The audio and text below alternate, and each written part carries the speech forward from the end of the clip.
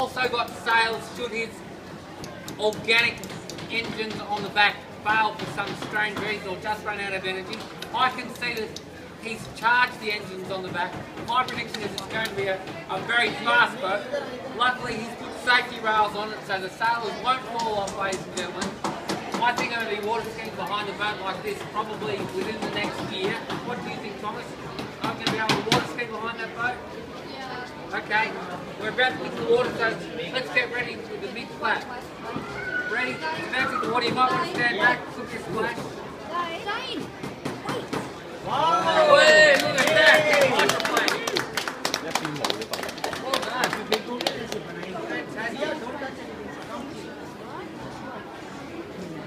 Wow! Ajay. Next you.